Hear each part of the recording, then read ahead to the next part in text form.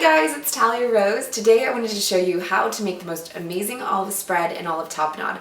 Olive tapenade is pretty much just olive spread without the mayonnaise and not blended quite so thoroughly. So I'll just take you through the process, and then if you want to make the tapenade, you can stop right there. If you want to make the olive spread, you can continue through. So what you'll need to make this are 2 cups of olives. You can use any kinds of olives. My favorite is Kalamata, but today I'm actually using a green olive filled with pimento and a black olive mixture because I actually don't have Kalamata olives today, but Kalamata are my favorite. You will need a lemon, some garlic, olive oil if you're making the tapenade, and Dijon mustard and mayonnaise if you're going to be making the olive spread. And then also you're going to want either a blender or a food processor in order to make the spread. Okay, so here we go. So take your 2 cups pitted olives. You would think you wouldn't need to tell people to pit them, but I have actually made the mistake of thinking I bought pitted olives and then almost ruining my blender because they weren't pitted. So once your olives are in there, you're gonna wanna put in your garlic. And for every cup of olives, I put in about 2 cloves of garlic. So today, since I'm doing 2 cups of olives, I'm going to use 4 cloves of garlic. So for peeling garlic that is going to be blended, I like the cut and smash method the best. Just cut off that prickly end point and then just smash it with the blade of your knife and the skin comes right off. Okay, so now we have our olives and our garlic in there, and you're gonna wanna add, gross. You're gonna wanna add about 1.5 teaspoons of Dijon mustard. Oh, I eyeball it more than like measure it. Oh, farting noises.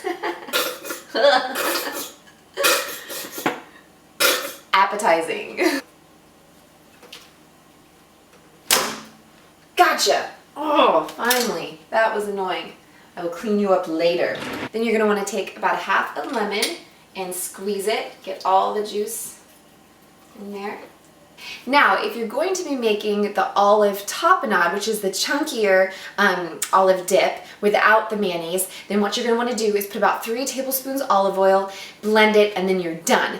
But since I wanted to show you how to do both today, I'm going to omit the olive oil and go ahead and blend it just like it is right now.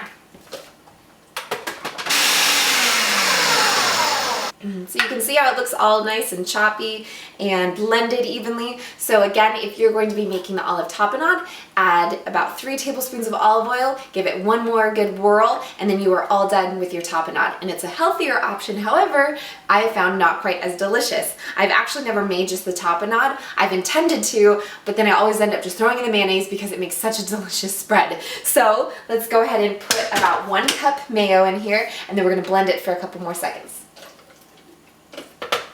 If you add more than 1 cup of mayo, I'm not going to judge you. I will often add equal parts olives and mayonnaise, and it's delicious. Mayonnaise has been added, now let's give it another whirl. And don't forget, the most important thing to do is to go ahead and scrape the sides, get all those chunks in there. Ugh, I'm making such a mess. And one more time. And then the most important part of the cooking process is to taste your creation. Fantastic. My favorite way to eat this is with pita chips. So it is creamy and delicious, and feel free, if you want to throw more mayonnaise in there, then it'll just continue to get creamier and creamier the more mayonnaise that you put in. Or if you prefer to leave it a little chunkier, then just put less mayonnaise. Now, if you want to get really fancy, what you can do to really give this zing and to make it amazing is instead of the Dijon and the lemon juice, go ahead and put in an anchovy or 2. It's so amazing, it tastes wonderful, and it has that zing that kind of homemade Caesar dressing with anchovies has in it, and it's delicious. However, I know it really turns most people off, so when I'm making this for company or I don't have anchovies, I will use lemon and Dijon mustard instead to get that kind of zany zing that you're looking for when you're doing the olive tapenade. So this is amazing on sandwiches, it's so good dipped with bread. It will make you seem like an amazing foodie and cook if you bust this out at a dinner party with your friends, and it's really not hard to make, and it's super quick and easy, and it's usually ingredients that you have lying around the house. Now, oddly enough, there is something so magical that happens to this olive spread when you put it in the fridge and you let it sit overnight. It just gets more and more delicious. It's like all the olives and the garlic and the lemon all get together and have a party, become best friends, and then you put it in your mouth and you're in the party all of a sudden, and it's just so good. So don't be afraid to put this in the fridge and let it sit for a while, because it's only gonna get better with age. Get in my belly. Maybe just one more taste test. Still good. So while I was busy making the olive spread, she was busy pooping in her pants. Yeah. Yeah. I literally cannot get through one video without one of my children pooping all over themselves. Alright guys, that's it. Super easy. I hope it comes out amazing.